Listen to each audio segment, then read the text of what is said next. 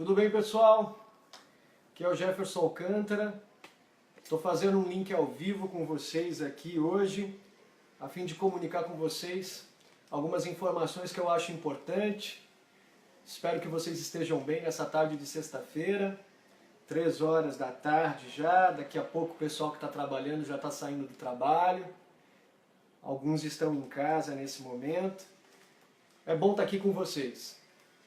Eu estou gravando esse link ao vivo com vocês e a gente pretende fazer isso ao longo de outras oportunidades daqui para frente, para a gente bater um papo sobre assuntos importantes. Mas hoje eu passei aqui em especial para falar um pouco sobre a eleição de 2016.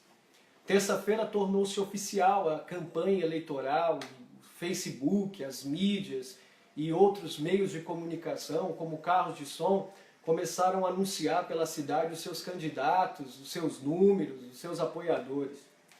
Quando isso aconteceu, muitas pessoas que me seguem e têm acompanhado os nossos vídeos, o nosso trabalho nas redes sociais, viram que eu sou candidato ao cargo de vereador nas eleições de 2016. Então muita gente me escreveu: Jefferson, você decidiu ser vereador, o que aconteceu? Por que você tomou essa decisão? O que te levou a pensar isso?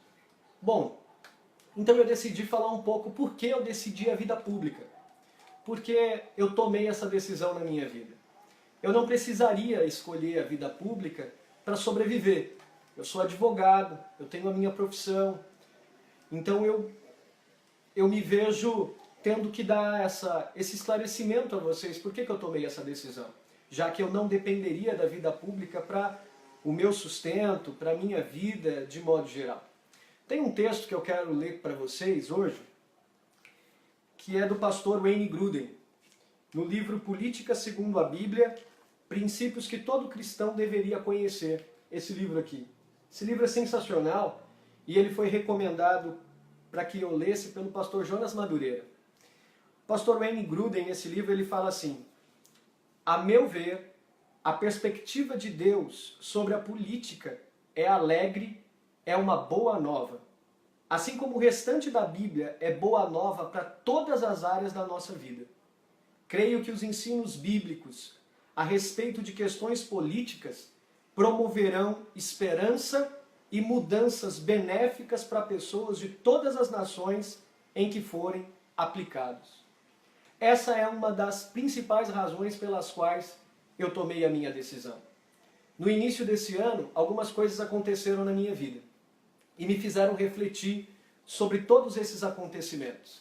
Orientado em mentoria com grandes amigos e pessoas a quem eu tenho grande admiração, como pastor Ziel Machado, como o pastor Andrezinho, como o Val, como a Darley Martins, como o Luciano, como o Léo Barbosa, eu procurei orientar os meus caminhos para ter a certeza se essa chama que estava ardendo no meu coração era algo que eu deveria me submeter, que eu deveria me curvar a ela.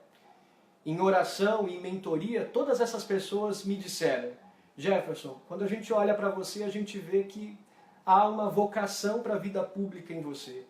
Que Deus de alguma forma, Ele te selecionou, te empoderou para isso. E você deveria considerar isso em oração e refletir sobre essa decisão. Então eu fiz isso. Eu orei e tomei essa decisão junto com a minha esposa, que me apoiou. Então eu tomei a decisão de assumir a tentativa de um cargo público para exercer os valores do reino de Deus a partir do mandato. Eu não precisava, mas a partir de todos os acontecimentos e desses apoios, eu achei que então Deus estava me direcionando a isso, a fim de trazer a agenda do reino para o exercício do mandato. Algumas pessoas dizem assim: poxa, mas por que a política? Por que pessoas sérias, justas, íntegras, de modo geral, se envolvem com a política? A minha pergunta é: por que essas pessoas não devem se envolver com a política? Hoje eu postei um texto, um pouco mais cedo, de Provérbios, capítulo 29, versículo 2. Salomão disse assim: quando um justo governa, o povo se alegra. O povo tem alegria quando um justo governa o povo. Agora, quando o ímpio faz isso, o povo sofre, o povo geme.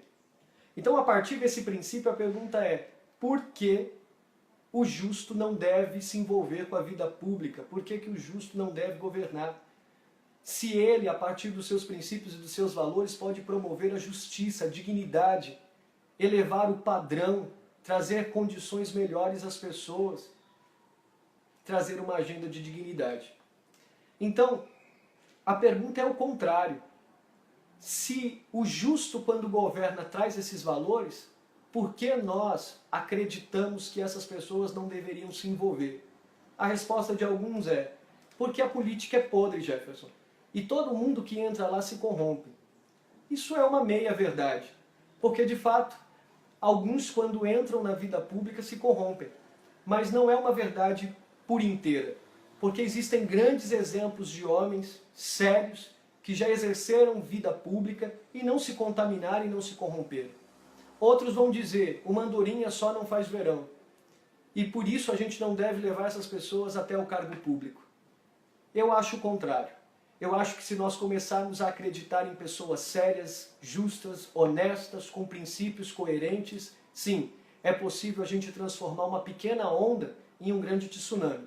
Enquanto a gente não empoderar pessoas sérias e colocá-las no mandato, haverão pessoas com desejos inescrupulosos, que só pensam em si mesmas, que vão assumir essas cadeiras e vão ditar as regras para nós. Eu que sou cristão, existe um mito dentro da igreja, que a igreja diz que, os cristãos dizem que a igreja e a política não se misturam. Porque igreja é uma coisa, política é outra. Não é isso que o Gruden nos mostra a partir dos ensinamentos bíblicos. A igreja e a política, elas se misturam sim. Não na condição de um despachante da igreja. Qualquer candidato cristão que vá ao mandato a fim de querer ser um despachante da igreja, tem uma motivação equivocada.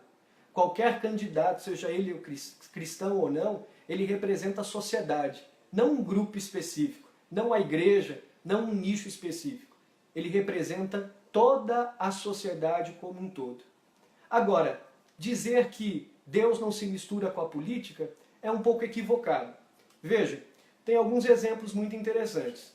Se a gente olha para as Escrituras, você vai ver a história de homens e de mulheres que exerceram uma função pública, uma função até, eu diria, política, e fizeram a diferença onde eles estavam. Você quer alguns exemplos? Eu poderia dizer para você sobre a Rainha Esther. A Rainha Esther, ela exerceu, a partir da sua função, da sua condição, uma grande influência a fim de que o seu povo não sofresse. E se ela não estivesse ali naquele lugar, naquela cadeira, naquela posição, sem dúvida, talvez o povo teria sofrido. Daniel e seus amigos, quando viveram na Babilônia, Daniel foi um grande representante dos valores do reino de Deus no meio de uma nação ímpia, e ele não se contaminou.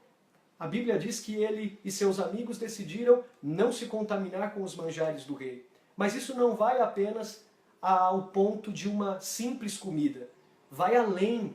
Essa não contaminação vai além de alfaces, de folhas, de comidas da Babilônia. Isso vai além.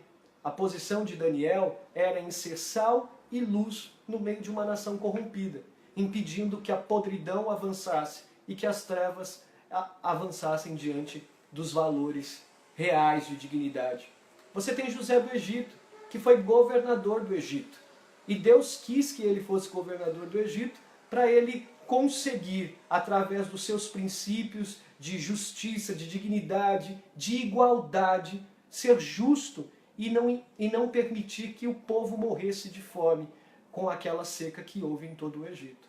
Ou seja, Deus levantou homens sim, e levou esses homens a lugares de destaque na vida pública, a fim de que eles fossem representantes dos valores do reino de Deus. Logo, Deus conta assim com cristãos sérios, a partir de valores sérios, que não estejam dispostos a serem apenas despachantes de igreja, mas que cumpram a agenda do reino de Deus, a fim de que o nome de Deus seja glorificado, a fim de que as pessoas encontrem o verdadeiro valor da justiça social, da humanidade, da dignidade social. quando essas pessoas encaram um mandato a partir desses valores, a experiência não só dessas pessoas, mas como a experiência de toda a sociedade é diferente. Nós não vamos ser frustrados, nós vamos entender que esses homens estão cumprindo de fato aquilo que eles foram outorgados. Porque o poder não é deles. O poder não é de quem assume o papel do mandato. O poder é de todo aquele que vai até a urna e exerce a sua democracia. Não é de quem está no mandato hoje. O poder é do povo. Então, quando um político entende essa logística, ele sim entende que, de fato, ele foi empoderado pelo povo para cumprir valores de justiça e dignidade. Então, por que eu decidi a vida pública? Eu decidi a vida pública porque eu entendo que a política a qual Deus espera o exercício dela é uma política boa, que pensa em pessoas, que estão à margem da sociedade, sem dignidade, sem valores. A agenda do reino de Deus é a que olha para o pobre, para o necessitado, que olha para o jovem, que hoje em dia não tem qualquer esperança de futuro. Jovens que não têm a menor condição de alçar uma vida profissional decente. A agenda do reino de Deus é a que olha para morador em situação de rua. A agenda do reino de Deus é a que não está preocupada com uma cadeira, com um poder. A agenda do reino de Deus é aquela que está preocupada com pessoas. Então, é por isso que eu decidi a vida pública. Exercer o pastorado que a gente exerce na igreja no mandato, cuidando de gente. Eu estou feliz de estar aqui comunicando isso a vocês, a minha decisão. E eu espero que vocês agora possam nos acompanhar mais e mais quando a gente fizer esses links ao vivo, deixar os seus comentários e na medida do possível eu vou respondendo a vocês, porque não é fácil responder todas as mensagens, eu tenho bastante mensagens que vou recebendo, não é fácil responder todas, mas eu louvo a Deus pela vida de vocês. Eu quero agradecer a todas as pessoas que têm curtido, que têm compartilhado, que têm feito comentários, que têm trocado as suas fotos. Gente, obrigado. Só Deus pode recompensar vocês. Eu não posso. Ninguém que está trabalhando comigo, é importante que vocês saibam disso, todas as pessoas que estão por trás desse trabalho estão ganhando alguma coisa. E também não receberam nenhuma promessa minha. Eu não posso prometer aquilo que eu não tenho. Tudo aquilo que vem com um mandato tem que ser utilizado a serviço daquele que me outorgou o poder. Eu não prometi nada para ninguém. Todas essas pessoas que estão envolvidas por conta de um projeto de soluções alternativas de transformação social. Que Deus abençoe vocês. Eu espero que vocês me acompanhem daqui para frente nesses links ao vivo. Fiquem com Deus. Deus abençoe vocês. Até a próxima oportunidade. Tamo junto. Deus abençoe.